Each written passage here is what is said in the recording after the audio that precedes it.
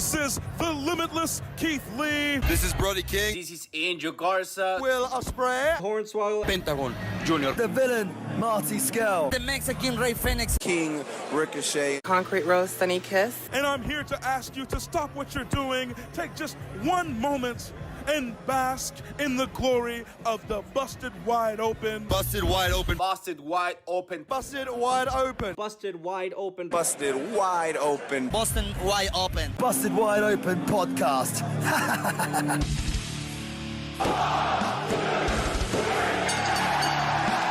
You're listening to the Busted Wide Open podcast, dropping the elbow on the hottest topics in sports entertainment and the world of professional wrestling. With your hosts, Nick Howell and Sir Ian Dangerous. Coming to you from the Orbital Jigsaw Network Arena in sunny Southern California.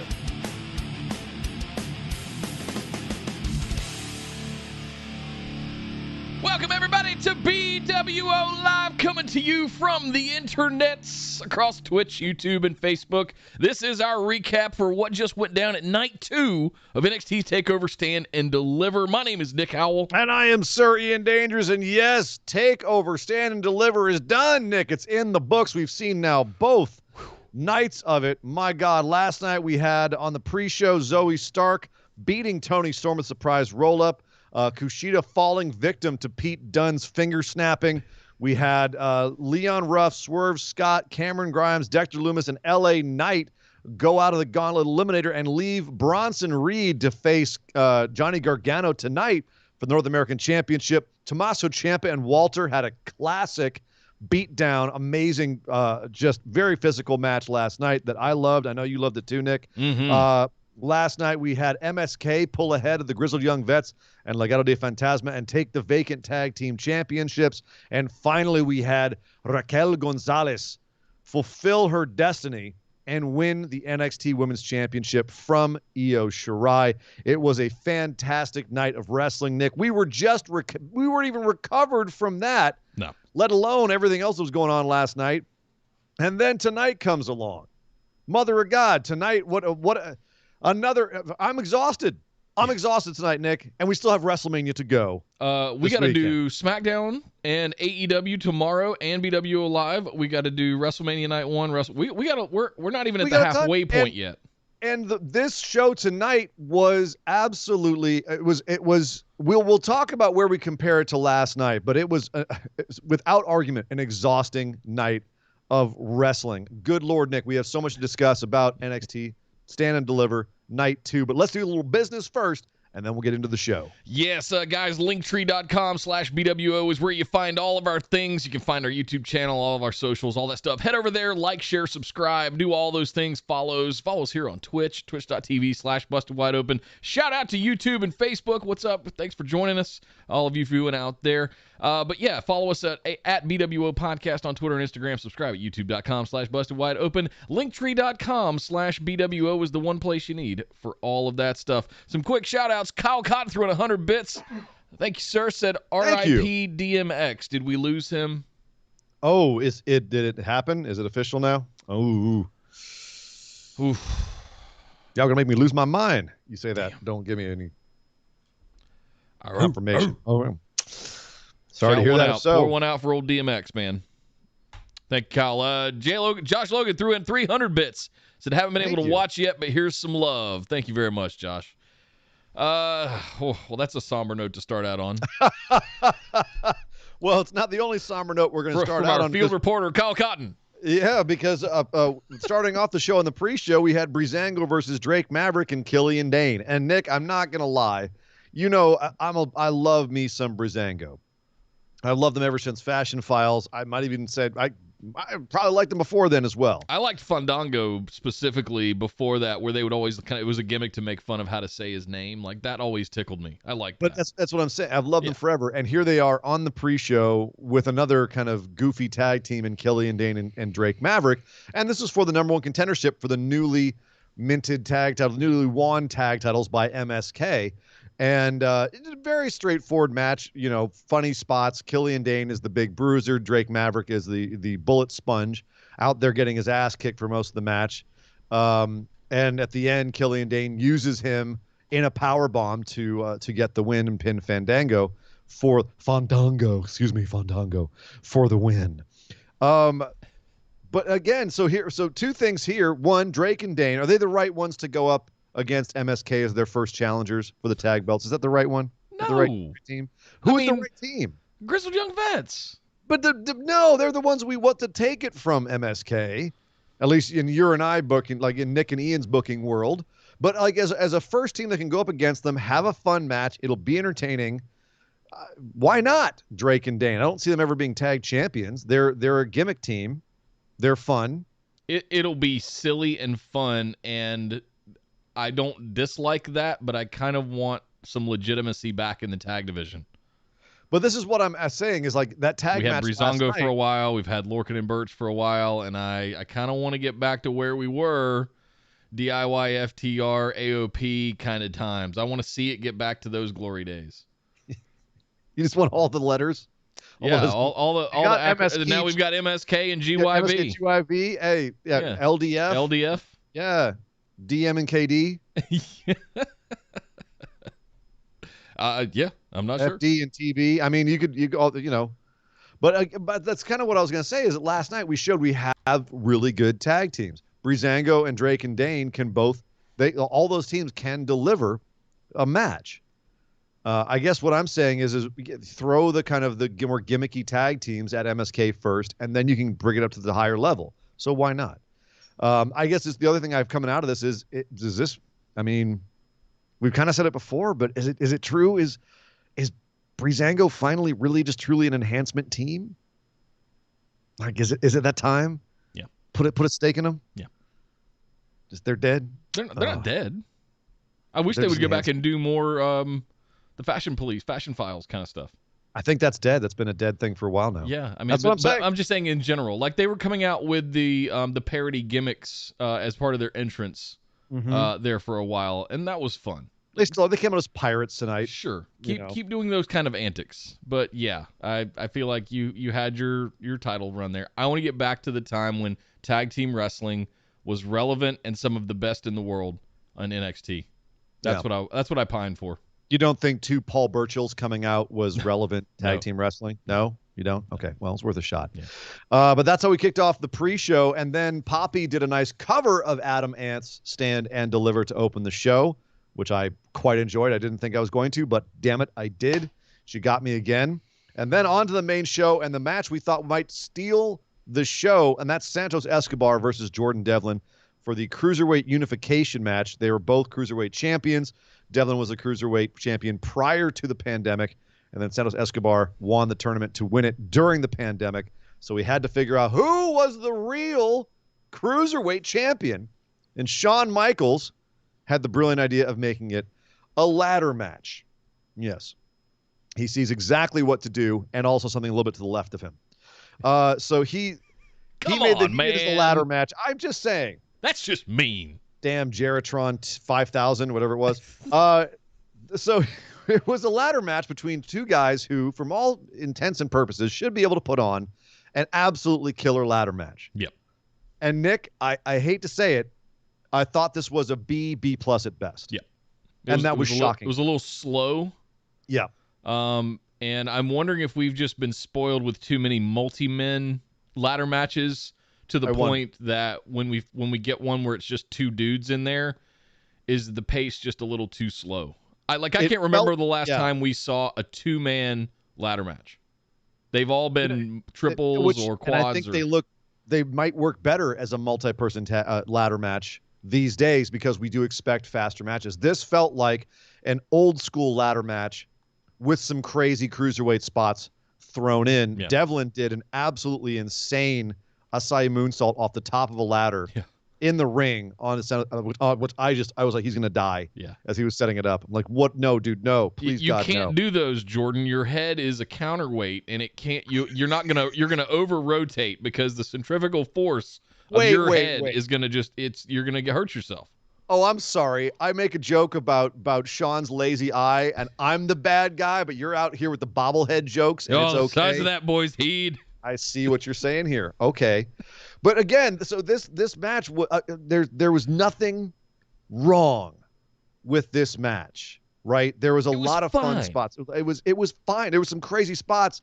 I mean, it was unfortunate that Legado de Fantasma had to come out to remind us that Santos Escobar was a heel. Yeah. Because if not for that, you'd have had a hard time knowing, except for a couple of times where he was doing like the cocky, like, ha ha ha, I'm using my brain thing a couple times in the match. He had a bunch of just awesome, badass spots.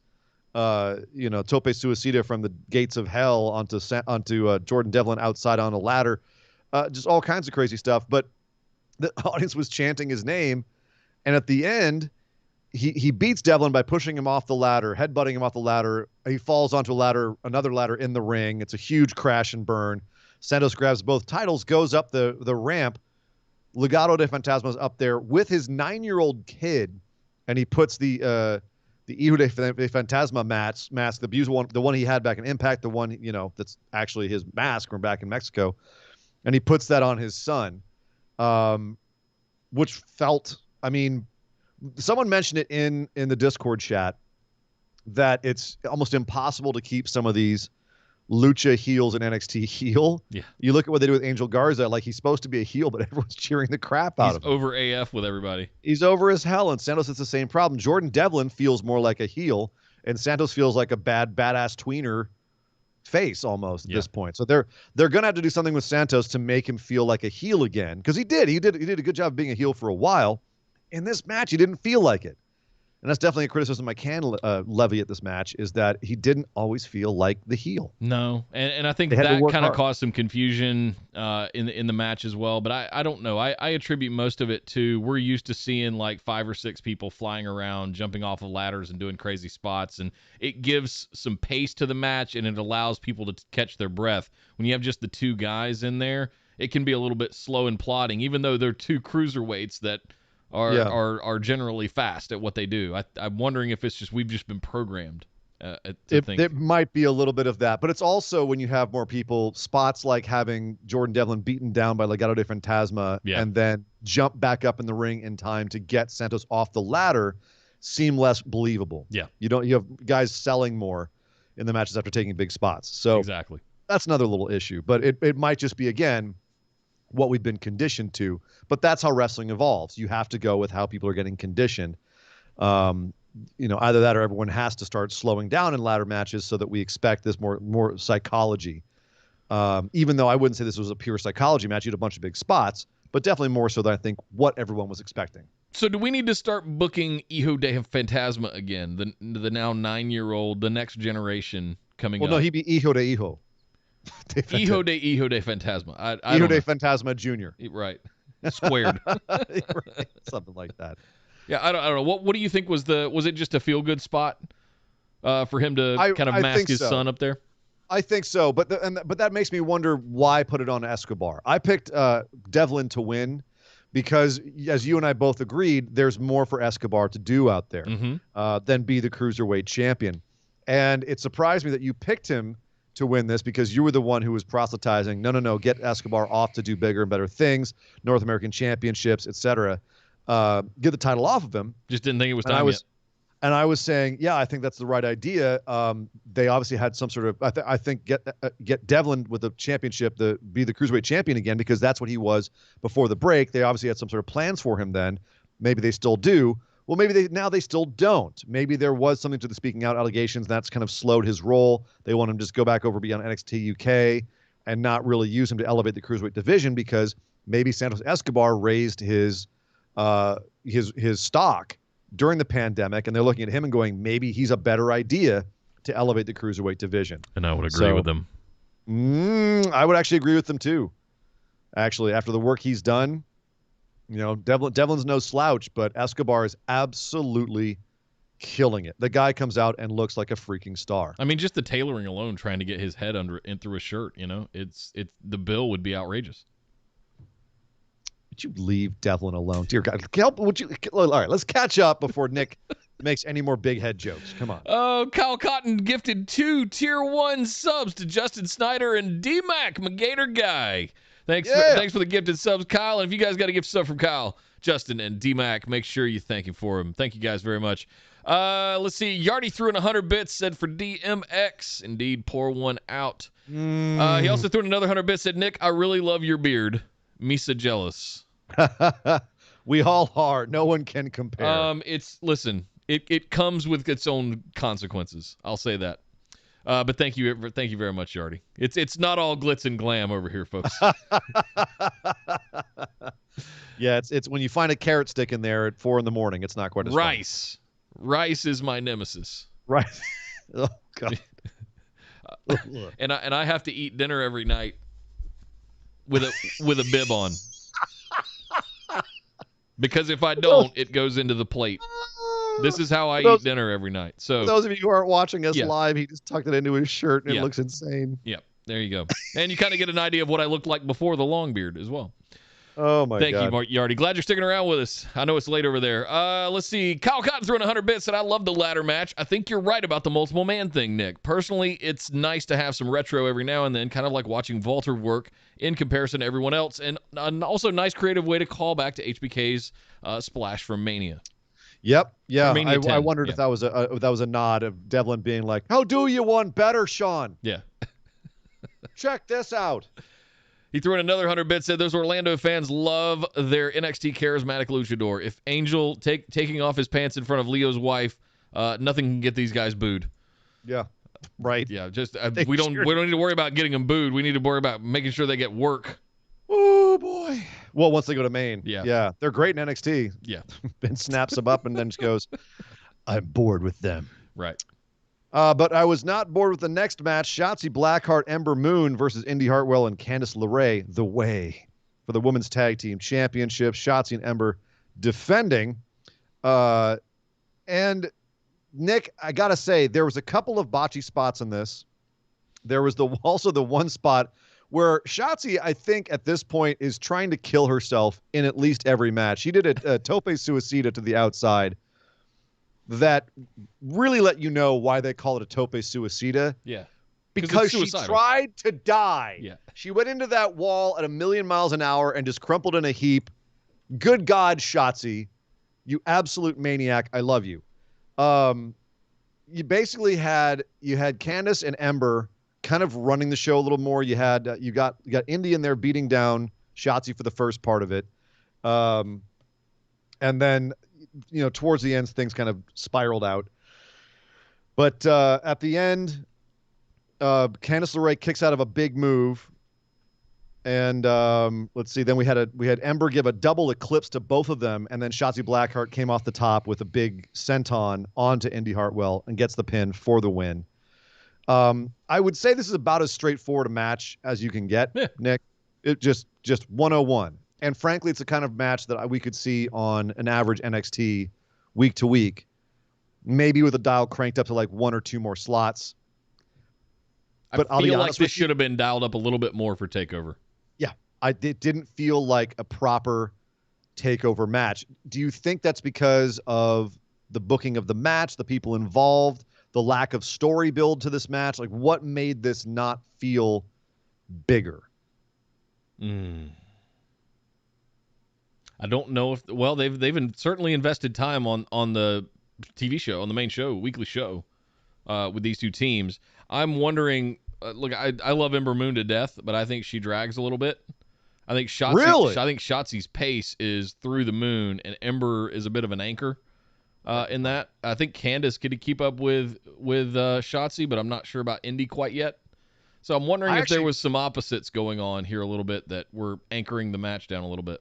That's really funny because my perception was that Shotzi has the tendency to just go all out, and someone like Ember's there to rein her back a little bit more of a kind of a veteran presence. Sure. And same with Candice is like, let's pull it back in. Let's keep a regular decent pace. Don't go too crazy. Yeah. That's more what I felt. We want crazy Shotzi.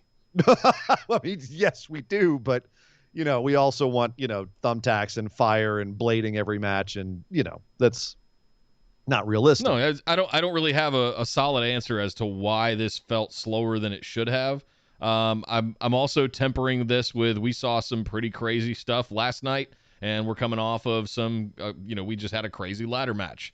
So Yeah. I wonder if it's context, but again, like it should be able to stand on its own. And again, neither of these matches, neither the ladder match nor this tag match, I don't want to make it seem like we're down on these matches.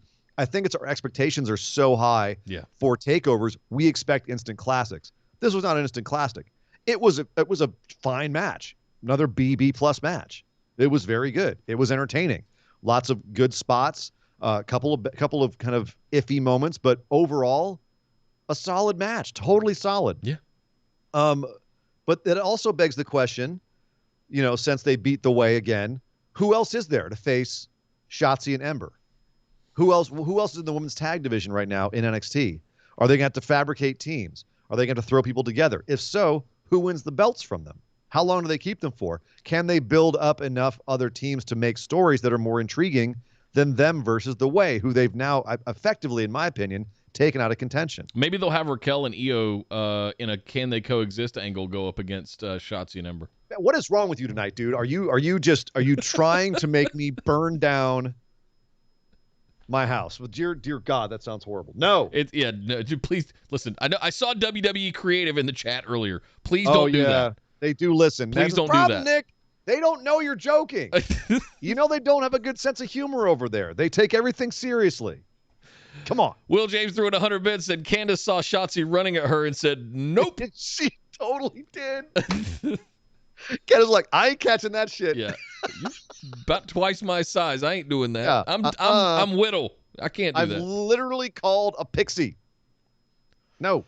We've seen don't Candace do some crazy stuff as well. We've seen her do high spots. We've seen her do lion salts. We've seen I didn't see enough Candace in this match. We've seen her take a thumbtacked boot to the face. I didn't see enough Candace in this match. There was a lot of Indy in this match. I didn't feel like I saw enough Candace. I'm wondering if we're going to run this back next Wednesday or Tuesday, I should say, because we're moving to Tuesdays now. Thanks, NXT. They want AEW. They couldn't handle them, so they're coming after us now. Yeah, well, yeah. Appreciate it. All right, it's fine. No, it's fine. That was my general critique of the match. Ember was out there. The double eclipse had a funny camera angle. It looked like she didn't really land it all the way, but they sold it like death. Yep, sold it like death. And all of that. But I feel like we got about 3 out of 5 Candace tonight. We've seen Candace go at 5 out of 5 before, and I feel like she had a little bit more to give. But I don't know. I can't explain it. It was a fine match. Yeah. It was fine. Yeah. That's what thank you, Will. Kyle threw in 100 bits, said it could simply be that Indy isn't quite ready to keep up the pace of the other 3. Ember and Shotzi seem to fit chemistry-wise. Candace and Indy not quite there yet. Yeah. I mean, I've seen Ember and Shotzi go at the same pace. Yeah. It did seem like they were all kind of slowing down a little bit, and maybe you're right. Maybe it was just to keep Indy in the loop. Yeah. So Kyle threw another 100 bits in, said Zoe and Io would be fun contenders against them. Yeah. I could get behind that. Zio Stirai. I could get that. What? Don't laugh. Zio Stirai. It's totally going to happen. Zoe Shirai. I'm making Zoe Shirai. Zio Stirai. I'm making it happen. I'm making it a thing. Thank you, That Kyle. would be a cool team. Jay Wolf threw in 100 bits, said, love you guys. Haven't broken down and gotten the Peacock yet. You guys are my lifeline this weekend. Thanks for all you do. Thank you, Jay. Thank you very much. You should, and you can actually cancel. I got a $1.82 refund for WWE Network today. Did you now? Yeah, because I actually proactively canceled my WWE Network subscription, and I guess they prorated it. So I got that email this morning. I was like, cool, $1.80. But you absolutely should do Peacock because you get it for $2.50 a month for the first, I don't know, whatever it is. What? Yeah. Oh, with commercials though, right? Yeah, with the commercial one. But I wouldn't recommend doing that. However, I don't do commercials. For $5 a month instead of $10 a month, not only are you getting all the WWE stuff, you're getting all of the NBC stuff, movies and TV shows and all that stuff. You can rewatch The Office for the 27th time. When did this become a Peacock shill station that we're on here? I'm giving Jay advice. Like, if you had WWE Network, it's actually $5 less than WWE Network. If you want commercials. No. That's the no ads version. $5 a month. All right. You have to talk about that in the Facebook discussion. Yeah. Another time. Thank you very much, Jay. All right, so things picked up from here. Kyle says, I broke my arm catching you once. I'm not doing it again, Shotzi. Yeah, exactly. Oh, did I miss that one? Yeah, I'm sorry, Kyle. Thank you, Kyle. Thank you, Jay. Thank you, guys. Thank you very much. My goodness. So let's talk about this next match here, man. Johnny Gargano, Bronson Reed is the other one that we disagreed on as far as who was going to win. This was our bloodbath match for our patrons pick'ems last night. Bloodbath. Why? Because of the gauntlet. And everybody was 53% of the people picked Loomis to win. Loomis. Now, what was the fun part of this was that because they had to pick the winner of the gauntlet, they then had the choice of who was going to win the North American title match, whether it was Johnny Gargano retaining or their choice. Their pick. Yes. So if they picked the wrong person, they automatically and picked their choice to win, they automatically lost the North American Championship and bet points as well. It was and you had people who, bet on the whoever won the gauntlet match, who won that, and then they bet on Bronson Reed, and that would have been a bad idea because Johnny Gargano, like me, like yourself, because Johnny Gargano coming into this, you think, how can Johnny possibly retain against this big, tough guy who's been built up like an absolute machine? And it really, what it came down to was Johnny just surviving. He went for Bronson's ribs early, kept on the ribs. And then there was a couple of spots in this, Nick, where I felt like Bronson just forgot to sell the ribs about 3/4 of the way through, where it stopped him at the ribs for a while. And he did have a nice babyface comeback close to the end. They did a good job of at the very end. You weren't sure who was going to take it. Like, they did actually throw off the rhythm of the match in terms of the back and forth, who was getting momentum and who wasn't. And I actually had hope that because Johnny was getting so much, like, he was a little Tasmanian devil just running around Bronson constantly there for about the middle third of the match. I thought that, oh, wow, okay, they might actually be putting Bronson over here. I was even doubting it at the beginning of the match. And I mean, you had a bunch of spots where Johnny was getting so much, and you had him get Bronson into a Gargano escape. But you just kept having Reed just barely miss the tsunami. He kept going for it again and again. And the fact that he kept going for it made you think, well, the third time's the charm, right? Well, no, Austin Theory gets involved. And you had let's see, Bronson ended up getting the powerbomb off just the same. And he finally ended up going on a suicide dive outside to kill Austin Theory. Murdered the man into the ringside area. And then he got back in, reverse pile driver, and could not get on top of Johnny because he started selling his ribs again after that suicide dive. Couldn't get the pin on Johnny. And then he went up for the third time, but did not go for the tsunami. Bronson Reed went for a damn moonsault. That's a 330-pound man that did a moonsault. They don't let the big guys do this often enough, in my opinion. Agreed. But I love it when they hold it for special occasions, so I'm not too mad at it. This was a special occasion. It's a title match. It's on a takeover. Bronson Reed breaks out a freaking moonsault. Now, he missed the moonsault. Well, I wouldn't say he missed it. Johnny got out of the way. Well, that's a miss. Sure. And then Johnny came back in and just DDT, one final beat DDT, a couple of times, put him down. 1, 2, 3, Johnny Gargano retains. So it felt like Johnny Gargano survived. They did a good job of selling that Bronson Reed was worn down from last night's gauntlet match. They did a good job of selling that Gargano was very smartly targeting his ribs. As you said, he was acting like a Tasmanian devil throughout the whole thing. And Reed, it was just a matter of Reed surviving most of it, using his power moves, wearing Johnny down, but Johnny just kept coming and finally took him out. So do you think that Bronson Reed in this match, I felt like Johnny carried him a bit. Yeah. But do you think that he got made even in defeat in this match? I feel like the selling of the ribs was a bit overdone. Really? Yeah. What? I feel like it was a bit overdone. It killed the pace of it. It killed the pace of the match. But would you have wanted him to not sell the ribs, and then we're questioning if he really should have been in there with Johnny Gargano in the first place? Like, the fact that his ribs were injured gives him an out in this match. You might even see them have a rematch where Bronson says, yeah, let's do this again without my bum ribs and without me doing a gauntlet match the night before. He might have an argument there. Sure. I don't know. I just something felt off. Whether it was him selling, then not selling, then selling again on the rib spot.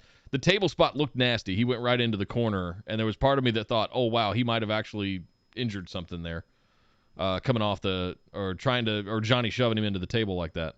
Yeah. But that was a good sell. It was. But I felt like it was overdone a little bit. I felt like it took away from the match experience for me.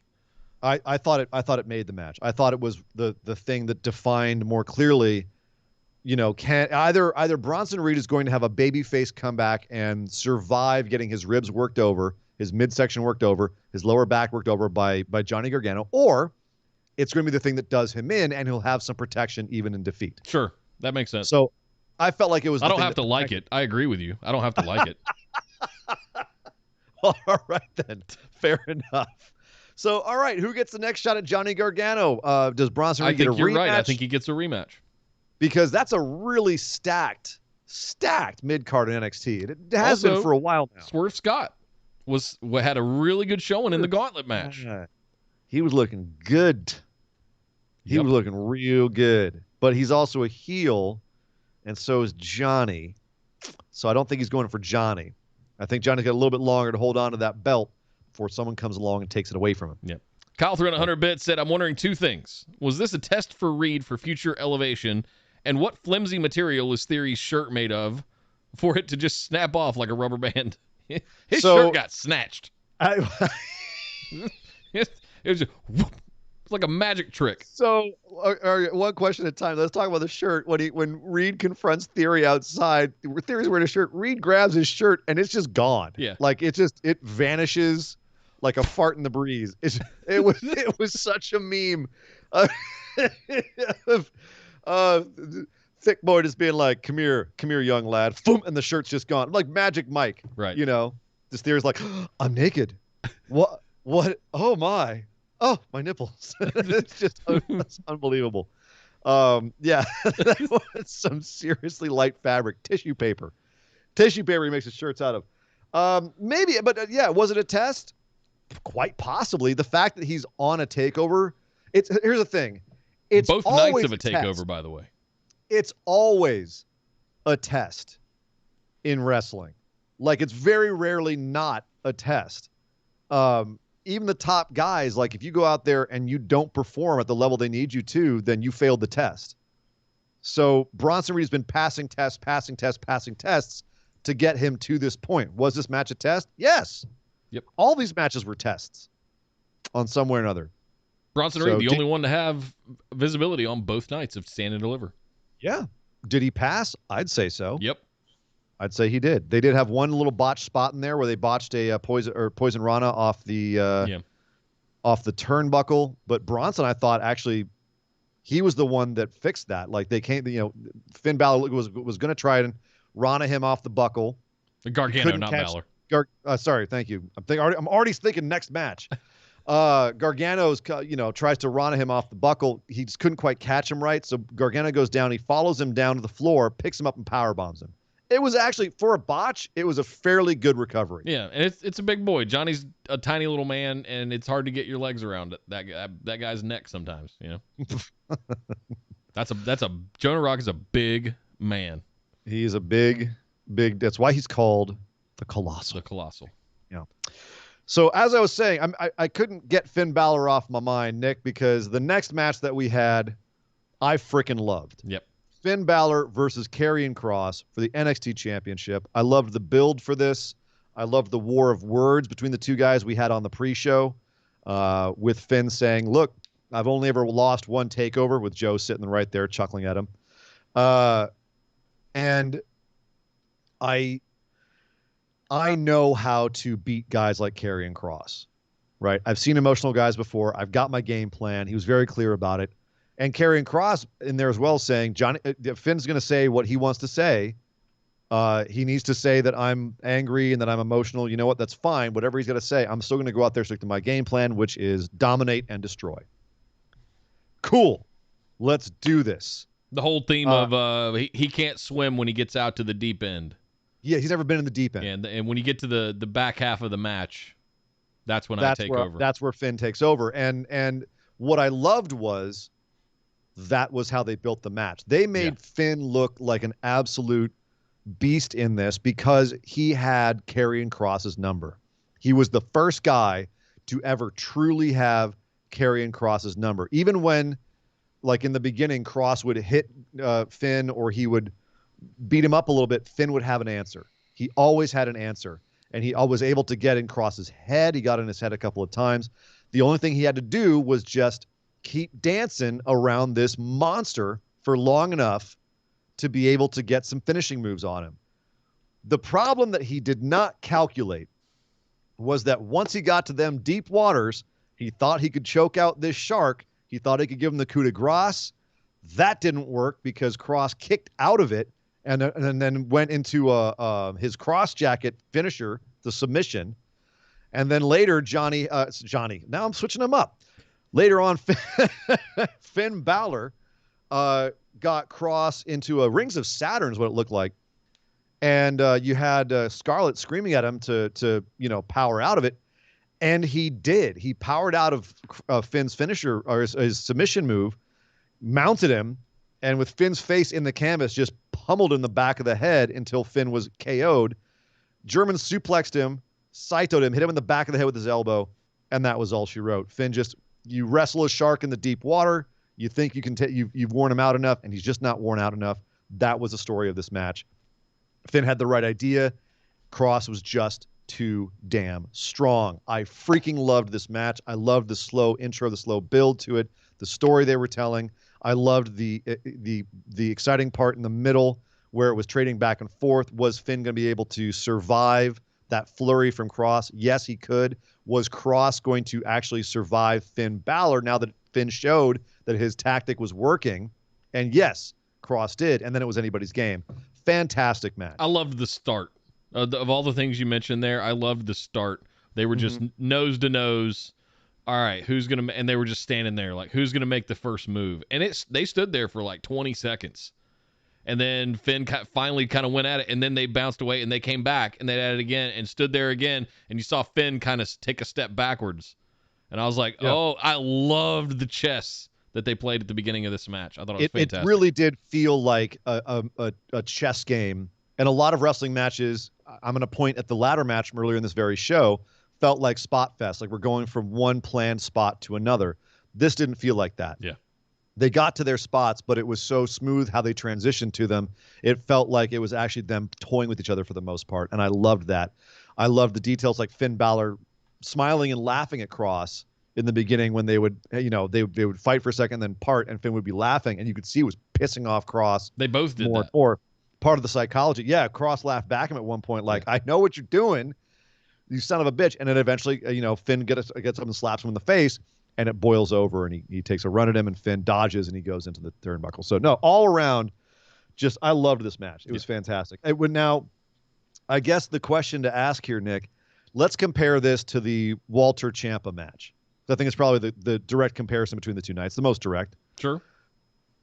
What style did you prefer more? Because they were both hard-hitting psychological matches. Don't make me pick between my kids, I think both of them stood their ground for different reasons. They were both excellent matches. Mm-hmm. You absolutely had we got exactly what we thought we were going to get out of each of them, and then some. Yes. We knew that Ciampa and Walter were going to be a slap fest, hard-hitting. They're just going to it was going to be stiff AF, and they were going to just beat the absolute hell out of each other. We knew that, and that's what we got, and then some. Yep. I never expected to see Ciampa give Walter an air raid crash. I was like, oh, God, he got that big boy up. Good, okay. Yeah, that was terrifying. Terrifying. And then out of this match, we got the psychological kind of catch wrestling match that we really wanted to see, right? Mm-hmm. We got the chess match that we were talking about. Little MMA, little bit of wrestling. Yeah, no, it was a nice back and forth. So I loved. They are definitely two of my favorite matches of the last two nights. You guys know me. I love to go back and watch these things over and over again a couple of times, especially spot matches and things like that. I definitely want to go back and watch the Kross Balor match and break that one down a little bit more. But just good Lord, it was so good. It was really, really good. Well, so the reason I ask that, Nick, is I'm wondering if we're still on the same train. We were saying if Finn loses, what does Finn do next? And one thing that you and I both were thinking about was Walter. Yeah. Finn going for Walter and possibly being the guy to dethrone him. Does that still feel realistic after this match? I'm glad you asked that, lobbed that softball up, because I was getting ready to come and say that as well. That was my immediate feeling when I saw Finn faltering at the end of this match before Kross hit all of his stuff on him. He was basically just collapsing. He was out of gas. He was done. And my immediate thought was, well, how the hell do they expect him to go take Walter's championship after this match? Yeah. So I don't know. I don't know if Finn is the one to dethrone him. After watching this match tonight, I don't think so. I didn't see Finn as being out of gas. I saw him as being like he got wrecked. Well, he got beat down, yeah. His gas tank could have still had gas in it. They just put a shotgun shell through the carburetor. You know what I mean? Like it was nothing to do with his gas level. Sure. It was nothing to do with his endurance. But that's the thing is, could he survive Walter? Is that the story? He wants to go take on another impossible to defeat guy and try to take him out. I'd absolutely watch that if that's the story of this match. Yes. Finn kind of finding himself again. Yeah. But then on the other side of things, Karrion Kross, who the hell beats him? Finn Balor, was dominant champion. Who the hell beats Karrion Kross? He survived the best stuff that Finn had to throw at him. And Kyle O'Reilly and Adam Cole and. I mean, he was a defending champion. So I'm not sure who's next. But yeah, Kross, who the hell takes him out? I don't know. Maybe he's one of those guys that just lays down the title and goes to the main roster at some point. Yep. Kyle threw in 100 bits, said I was this close to shouting one long expletive when I saw the demon on the Titantron, because what would it mean to Pick'ems? Loved this match and how quick. Oh God, it would have been a bloodbath. There were only 5 people that picked Finn to win out of 50. I think didn't Xander pick Finn to win here, or did he pick someone put 10 on? Two people put 10. No, I'm thinking of the Adam Cole match. Are you okay? I think Xander put 10 points on Adam Cole. Did he put on Cole? Finn Balor? Shot his shot. Did he? Okay, that's what I thought. Yeah, because that's the shottiest of shooting shots. That's your whole weekend in one match right there. And then we had 2 people put 10 points on Adam Cole winning. Oh, mother of God. Let me finish the call-outs real quick. Yes. Loved this match in how quickly it could snap from slow to explosive between these two style-wise. It was like watching an extreme back and forth of tennis. And then just killing Balor at the end, French kiss. Yeah, I absolutely love it. French kiss? Chef's kiss, Kyle. Oh, my. Chef's kiss. That's naughty. They nearly French kissed at the beginning of the match is what it... Never mind. Will James threw in 100 bits, said Finn's whole head turned so white toward the end of this match, working snug to get me all the way in. Yeah. I love it. I love snug work. And Finn's been working very snug since he came back to NXT. So it's been wonderful. Yeah. Will threw another 100 bits and said Parker Boudreaux in 9 months. You think he's going to be ready that quickly? I don't know. I think Karrion Kross holds it for the rest of the year. Parker Boudreaux maybe at some point, if everything goes to plan with Parker Boudreaux, he might be the next one, but I don't know about 9 months. That's the Brock Lesnar looking dude who took pictures with Eva Marie, right? Yeah, Brock 2.0. Brock, not Diet Brock. He looks bigger than Brock. Yeah, maybe. Maybe at some point you might have a Ridge Holland come back. That could be an interesting opponent to send up against him. If they want to pump Ridge up a little bit. It looked like they were going that direction. It did indeed. Yep. But we'll see we'll see what form his leg's in when it comes back. Yeah. We'll see. So we'll see if he's ever going to be the same. Yeah. Thank you guys for all the bits. Thank you very much. It's that time. We got to turn the lights off and talk about the unsanctioned match. Take a deep breath. Good Lord. All right. So when I said I was exhausted from this pay-per-view, it really had very little to do with everything up until this point. Yeah. It has everything to do with the last match on the card, the unsanctioned match between Adam Cole and Kyle O'Reilly, for which we had an absolutely epic video package leading into it, including CGI rain. Nick, it was raining in the ring. 2 best friends, childhood friends. We had the Who Wants a Millionaire lights.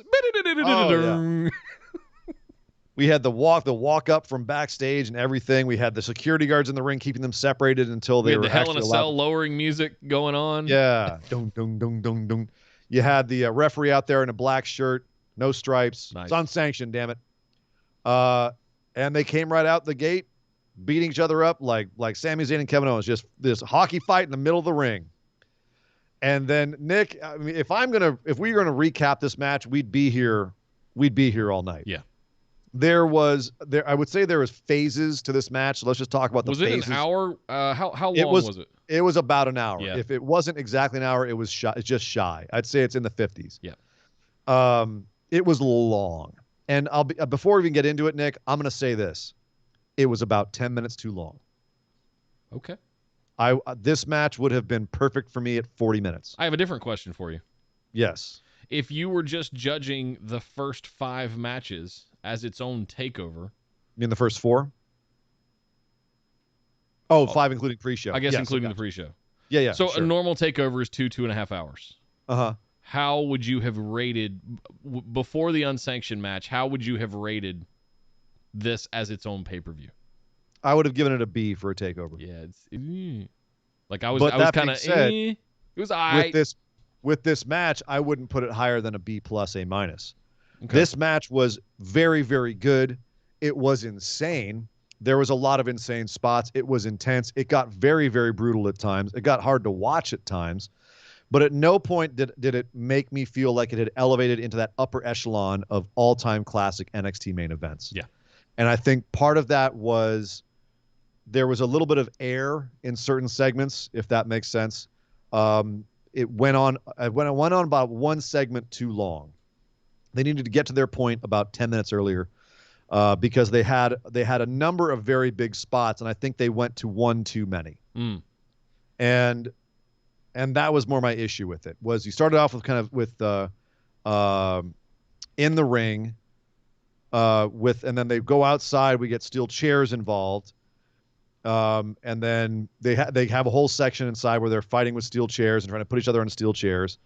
Then we get into submission holds. Kyle O'Reilly gets a chain, and we have a chain work where all of a sudden a figure 4 leg lock is now more painful if you have a chain wrapped around your leg. Of course. We end up going back outside. Adam Cole gets the best of this segment. We go back outside. Kyle O'Reilly gets the worst of it. Takes a TV, a monitor, to the head when he tries to follow Adam Cole into the side area there. We go back inside. Cole gets a toolbox, an actual toolbox. And I've got to quote Lyle here because our lovely JB, who sometimes is on the show as well, hates both of these guys. And so in her... How do you hate Kyle O'Reilly? Ask her, not me. I don't know. JB. Every time that she's been on the show, every time that I've mentioned Undisputed Era to her, she just, those guys. She really hates Cole. He's so pure. O'Reilly, she'll kind of give a pass to, but still, nah. But so Lyle had the great line of, look, there's a bunch of tools in the ring. Oh, no, it's just Undisputed Era. Hey. That line was too good to leave on the cutting room floor. Yeah. Lyle, very good. And sure enough, we had pliers. We had a tire iron that got used at one point. Those are channel locks, sir. They were not pliers. Thank you. Yes, channel locks. Yes, sir.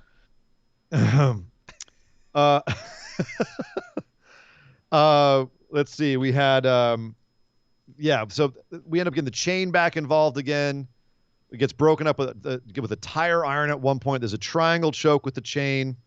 And then we're about halfway through the match, and they like pull themselves up, so they're sitting on chairs facing each other, and we get a slap/kick fight on each other, where they're sitting there jawing at each other in the middle of the ring, slapping each other on chairs.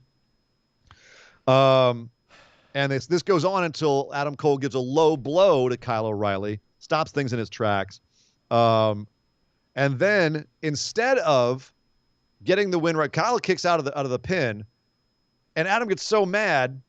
He kills the referee, KOs the referee, puts the Panama Sunrise on Kyle O'Reilly, goes to get the referee. The referee's out, and he starts yelling at the referee. It's like, you're terrible at your job, ref. That was the most Adam Cole thing I've ever seen Adam Cole do. Well, hang on. In defense of Adam Cole for a second, okay? Oh, no. Why all of a sudden is this ref, who doesn't even have his zebra stripes on, is officiating an unsanctioned match and is basically there just for the pin count. Just for the pinfall. Why is he all of a sudden trying to have a why is he trying to morally interfere with Adam? You don't want to do this, Adam. Don't do it. When he's going to hit him with a chair. Come on, guys. Are you saying the ref asked for it, Nick? I'm saying the ref deserved it. Oh, wow. Oh, my goodness. You in an unsanctioned match, dude. What are you doing? Shut up. Get out of the way. Let them beat the hell out of each other. And when one of them pins the other one, slap your hand on the mat and count to 3. That's you. Above and beyond that, you don't exist. So that's what when I get into this kind, it made me eye roll a little bit. Like, oh God, and it like you said, it tacked minutes onto the match, and it drug the pace way down. Right. Well, and then they did the spot that I thought should have been one of the possible match enders, which was they end up, while the ref's out, they end up dragging each other up the ramp, and Kyle comes back to life, puts a triangle choke on Adam Cole again. Cole picks him up and slams him into the entrance ramp. The entrance ramp collapses. They go through the entrance ramp, and they're dead. Adam Cole finally comes out of it, gets around the outside, kicks a hole in the drywall on the side of the entrance ramp, and pulls Kyle O'Reilly's corpse out of it. It looked cool. Drags him back to the ring. It did look cool. But then drags him back to the ring and does the same thing to him that supposedly injured Kyle O'Reilly in the first place, which was give him this big backdrop onto the steel stairs outside. And then he throws Kyle's corpse back into the ring. Sorry, Brainbuster, not a backdrop. Brainbuster on the steps. And he comes back in, ref's alive again, goes for the pin, and O'Reilly just goes dink and gets his shoulder like an inch up, which I thought was a great dramatic moment. Mm-hmm. And then we had a moment where right after that where Cole goes for the last shot, but Kyle O'Reilly collapses so he can't give it to him. Sets him back up, says this is what you deserve, and then this time Kyle O'Reilly ducks and goes back at Adam Cole, gives Adam Cole the last shot. Adam Cole survives, and O'Reilly gets Cole with a low blow on the top rope, and then finally gets Adam Cole on an inverted chair in the ring. It looked like Cole was going to Panama Sunrise O'Reilly on this inverted chair is going to impale him. Impale him, yeah. But Adam Cole falls just so on that chair, and Kyle O'Reilly wraps his leg in the chain and does a diving knee strike onto the prone Adam Cole to murder him and finally end this match. So again, and then Adam Cole gets taken out in a stretcher. He can't move after this, and Kyle stumbles out and is triumphant afterwards after 55 odd minutes of just insanity. And that's the Reader's Digest version of this match. Yeah. Again, about one or two spots too long. Yeah. You had a bunch of big spots with the chain. You had the stage spot. You had a table spot outside. You had the monitor spot. You had the brainbuster spot. You had a couple of the last shots in the ring. You had the big diving knee at the end. Or jumping knee. It was a lot. The ref interference is the only thing that I had a problem with here. Okay.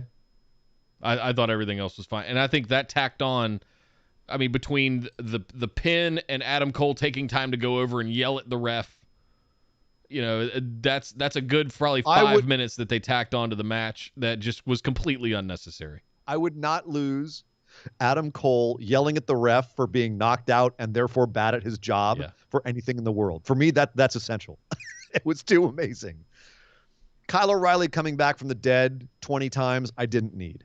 And that's a very NXT main event thing to do. We've seen this time and time again of just finisher spam. False finish, guys just can't get false finish. This one felt like it was just too much. And I want to be clear. We're harping on that. But this was a fantastic match. Again, to me, this match, it felt epic. It felt like the conclusion to a major storyline where you're breaking up the biggest faction in NXT of the last 3 years.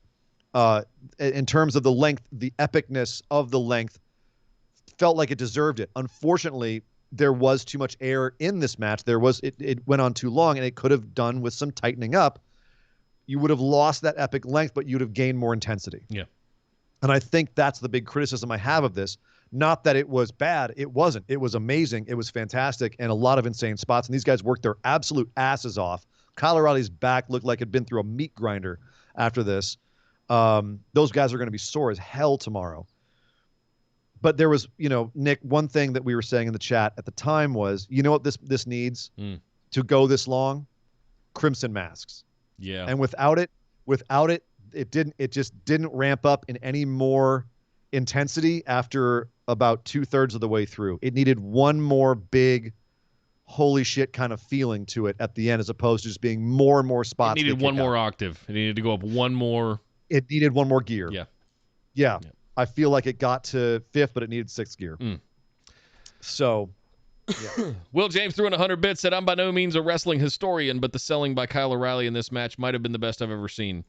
His ragdolling is fantastic. I think Kyle is an amazing seller. When he just goes limp and his just lifeless corpse falls over, I definitely mark out. I think it's fantastic. Go and watch any just if you want to watch NXT.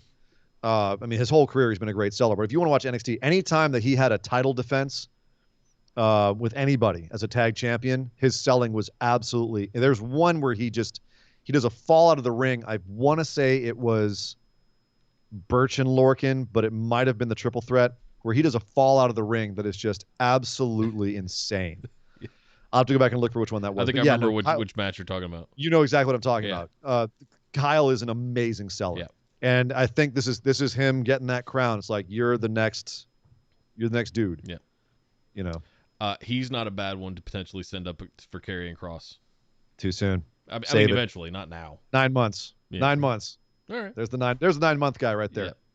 Yeah. Let's see. Will James threw in 100 bits. Another 100 bits. Thank you, Will. Said, this is probably weird to say, but I was impressed with Cole in this match more than usual. His matches usually suffer from finisher spam, but this felt to me more like a long, perhaps too long, drawn-out battle. So this was finisher spam without the finishers, though. It was It was both, though. Unfortunately, it was still had the finisher spam, but it still had too much air, too much gaps in between the various setups and spots and stuff. And they had the slap fight in the middle of the match. To me, that's you do that like right before you end the damn match. Yeah. You then go in the final stuff after that. That was halfway through the match. So yeah, there a lot of times in this match where it didn't feel like there was we broke the match down just now, Nick, into segments, but it didn't feel like there was. To me, those segments, it felt like kind of if you've seen the Snyder cut where he divides it up into like 6 parts or whatever, but all those parts don't even have like builds within the parts. They just are kind of just there. That's kind of what this felt like. Like it wasn't built episodically where each one kind of ramps up and then that's the end of it. It just they're just all just chunks, and it didn't have any kind of like builds within the build, if you will. Ian didn't like the Snyder cut, guys. Crap. Whatever. Better than the original movie. Better than the original movie. I'll give it that. Thank you, Will. Kyle threw in 100 bits, said the stage spot, I think, is where they lost it. At that point, it felt like there was nowhere else to go after that. Ref being down too long. Frankly, if they cut all the stuff on the stage and keep everything else, you hit that peak you're looking for. I think if you cut the stage stuff out, the ramp spot, and the ref, ref getting trying to morally talk Adam Cole out of hitting him with a chair. I also would have cut. I could debate leaving in the ref and the stage, but I would have absolutely cut out the brain buster on the stairs. Yeah, that supposedly ended Kyle O'Reilly for 2 weeks, and now he's going to walk away from it and win the match, and then like 10 minutes later win the match. Yeah, that to me really. Nah. Yeah, nah. Yeah, I know what they were after. Yeah, nah. I know what they were after with this. Yeah, it just didn't quite get there. Yeah. And that's not this again. It's B+. It's B+, A-. Yep. So good. Just didn't quite get that extra little bit. And what's funny is, we just saw Britt Baker and Thunder Rosa in a match where the wrestling work was nowhere near on par of these guys, and yet still really good. But the brutality was there. And the drama was there. If you combine these two matches, you'd have the perfect wrrestling match, and I'd never be able to watch wrestling again. Yeah. So thank God. Yeah, we'd be done. We could retire the show officially if that match ever exists. Mm-hmm. Because there would be no need to cover wrestling anymore. Nope. That's it. It'd be like, what's the perfect song in the Pick of Destiny? You have to come up with the absolute perfect song. Yeah. This was just a tribute. Kyle threw 100 bits, said how Kyle O'Reilly's knee is not Tegan Knox tissue paper after that ending. I have no idea. Come on, man. Don't throw shade at Tegan like that. She's had a rough time. She has had a rough time. Her knee has had a really rough time. Both of knees. them. Thank you, Kyle. Jay Wolf threw in 100 bits, said 1,000% agree with Ian. Snyder Cut was garbage. Okay. Okay. Save that for the patron mailbag on Tuesday. I knew I liked you, Jay Wolf. I knew I liked you. Save that for the mailbag on Tuesday, guys. Well, tell you what. So we both picked this. As we said, if Cole had won this, it would have been a total bloodbath in the pick'ems, but he didn't. Let's recap the whole thing here. Let's look at it all. Night 2, better than night 1, Nick, or not quite as good? Which one did you prefer? I preferred night 1. I did too. The energy felt different on night 2. It didn't. It's strange. I think they should have had them reversed. Almost, but yet. I think they should have had Io and Raquel main event night 2. Okay. How would you have reshuffled the matches? I would have flipped. Wow. Without writing them all. Okay. That's on the spot. I feel like it's in the notes. What's it? Fine. Off the top of your head, like what are some matches would have been better on night 1 and vice versa? I think you could have ended night 1 with the unsanctioned match. Okay. And then you could have had. This is barring TV time. We're just saying in terms of making a show. Sure. Right. I think that would have been a cool going out on the first night, and then you could have a co-main event like they were advertising tonight with Raquel and Io for the women's championship and Balor and Kross for the men's championship on night 2. I would have loved to have seen both of those titles, main event, night 2, the real main event. I would love to have. Except that the whole idea was to have exciting victories, coronations, if you will, to end both shows. Kyle O'Reilly, the babyface, triumphing over evil on night 2, and Raquel Gonzalez, albeit a heel, still a big moment for her to end night 1. She ain't gonna be a heel long. I agree. In NXT maybe, but maybe she's too smiley and too happy right now. Well, so's Nia, yet she's always a heel. But I'm just saying, smiles don't. I've already got an upset stomach. Face. Please don't make me vomit live on the air. Well, don't eat 4 pounds of carrots before doing the show. Fine. You poop an orange all weekend. So this is the thing: is I feel like they ended both shows correctly. I feel like Finn Balor, Karrion Kross was great where it was. I feel like you could have switched Kushida, Pete Dunne to night 2 and put the ladder match on night 1 in its place, and it would have balanced the shows a little bit more. Yeah. And I think that that's like, I think one of the only things that I would change. I might have put the women's tags on night 1 as well. But even then, I don't know if I would have liked night 2 better than night 1. I think it's just a matter of the matches that you had and the stories that you were telling just being what they were. And one just had that more fire, more energy. And it's just one of those ephemeral things that you just can't control. It is what it is. You know, and it's whether you want to say it's fortunate or not, they had 2 days of great wrestling and great TV. It was fantastic. So, and to say that we got this on, a Wednesday and Thursday. Well, this is the thing. So NXT's going to Tuesday now. Is this the last time we see a 2-day takeover from NXT? Should we see takeovers that are 2 days again? I'm not sure. I'm not sure. I'm wondering if they just did it because they had that many stories going on. I think it's nice to pull out once a year if you want to. There were enough matches this time, but we've certainly been in situations where there's been 5 or 6 matches on the card on a takeover, and it's felt like it was too long. Right. 5 matches is about as much as you want on a takeover. So I'm looking at this going, did we really need Kushida and Pete Dunne? As good as it was. Did we really need Kushida? So fill out night 1, yeah. No, I'm talking about if we're going to get tactical and practical about this. Did we really need all of these matches? I feel like yes, for each night to feel like a full show, yes you did. As it was, tonight was an hour longer than night 1. Mm-hmm. Well, that was simply because of the unsanctioned match. Well, not necessarily. They also had Finn Balor and Karrion Kross had a long match. Gargano and Reed won a good 20-plus minutes. So it might have 25, I think. So, I mean, they let the matches go longer tonight, and maybe that's why. Maybe there was more air in the match. Dunne and Kushida was a fairly quick match, all things considered. Yeah, about 10 minutes, 12 minutes, I think. Yeah. So Yeah, I think it might be the amount of air that was in the show tonight. Maybe they should have tried to get the show tonight down to 3.5 hours as opposed to 4. Yeah. Maybe that's something there. Maybe that's one of the things that we're kind of hung up on and we're not even thinking about. Yeah.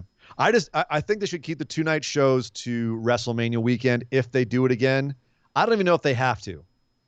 I feel like they had a lot of stories, but you had 9 worthy matches.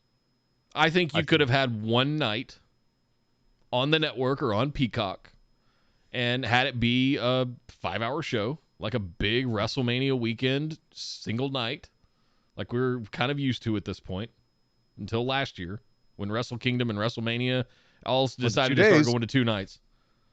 Do you like the 2-night format as opposed to the 9-hour marathon? the 6 to 9 hour marathon. It's nice to have a break, but it when it eats up an entire weekend now instead of just one night, and you can, there's pros and cons to both, right? There's pros and cons. I think me personally, I prefer the 2 nights. I think I prefer the marathon, if I'm being honest. Well, and that's why both of us are on the show, to give our differing opinions, sir. Give some different options. One last question then, and then we'll get out of here. Okay. What was your favorite match? Favorite of the 12 matches that we got, including the pre-shows? What was your favorite match of the weekend? I'm thinking about it from the point of the match, not the outcome. Which match did I like the best? Favorite match. You want the Who Wants to Be a Millionaire? Ciampa Walter. Ciampa Walter. Same here. Ciampa Walter was. I love. It's so pure. I love stiff work. I loved that this kind of came out of nowhere.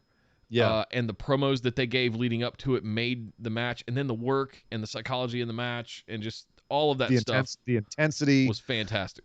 Absolutely amazing. I agree. Balor and Karrion Kross, just a slight second. Yeah, I agree there. But yeah, that to me that was the standout match, and Kyle O'Reilly and Adam Cole, I'd put third. Yeah, actually after that. So just props to them, just so people don't think that I'm totally down on that match. Like it was an incredible freaking match. It was an incredible performance by 2 amazing, talented performers. Yeah. I'd say I'd put it above MSK Grizzled Young Vets Legado de Fantasma, even though that match was insane. But yeah, so there you go, Nick. We're couple tied. call outs here before we go. Let's do pick'ems real quick and then we'll get the call outs. We're tied on the pick'ems, man. Tied tonight, 4-4. We each got one wrong, but overall we're tied. Well, in just you and me, our personal, not our confidence bets. Not our confidence bets, just in terms of right and wrong. You and JB are tied, right, though. Who's wrong? We are, but that's it's early days yet. It's early, right in the middle of the pack. We are, from what I looked at. But just between you and me, I came out one ahead. So just you and me, buddy. I'm one ahead on you. You still have plenty of room to squeak out a win on WrestleMania weekend, which is like the time that Nick shines. If y'all new to the show, Nick tends to not get the average pay-per-view, but WrestleMania, he turns into an unstoppable monster of doom in the pick'ems. So look out. Everyone thinks that he's sleeping right now, but it's just he took Grizzled Young Vets. It was a bad call. He's got a big comeback. I took Bronson Reed off the cliff, Yeah, you rode that. If Bronson if the Vets had won and Bronson had won, I'd be killing it right now. But I put big points on those 2 matches, and I still think Grizzled Young Vets should have won. I still think Bronson Reed should have taken the title off Johnny. If I had played the right numbers in the lottery, I'd be a millionaire right now. Wishing one hand, shit in the other. So what do we have for catch up and open over? Kyle Cotton threw in 100 bits, and I liked night 2 more, but then again, I was more invested in the stories of night 2 compared to night 1. That's a fair point as well. I was probably more invested in a lot of the long-term stories that were going on with the night 2 matches, but I still liked the action of night 1 and the drama of night 1 more. And we had a few people, Jesse, Anna, were in our chat just like losing their minds over Cole and Kyle O'Reilly. They're very invested in the breakup of the Undisputed Era. Anyone who's invested in that match was probably riveting from start to finish, and they didn't see the holes in it. And you know what? Awesome. More power to you. Like that, I wish I had that level of investment in it so that I could have been that engaged the entire time. Unfortunately, taking one step back and just looking at it from a technical standpoint, as far as the match, the rhythm of the match, it felt like it had too many holes in it, or too much air. But yeah, no, I think it is down to which stories you're very invested in. That's, I think, a general statement. Tonight, just I think I was just more invested in night one. Yeah, I thought it was more exciting matches. But there you go. I think it was more exciting matches. I was more invested in night 2, and I think that's why I'm a little bit more disappointed with it. Is that fair to say? It's probably the reason why I'm a little bit kind of. Yeah, I wanted to love tonight more. Yeah. I wanted the ladder match to be more exciting. I wanted the tag match, the women's tag match, to be just that little extra little bit. I wanted Gargano and Reed to be a little cleaner, harder hitting. Even though it just didn't quite, for whatever reason, get there. Balor and Kross was exactly what I wanted it to be, and Cole and O'Reilly was almost there. So yeah, maybe that's it. Maybe I had my expectations up, and that's what did it. Yeah, NXT has a habit of doing that. Kyle threw in another 100 bits, said, FYI, there's approximately 21 hours of WWE content this week if we are talking about total length.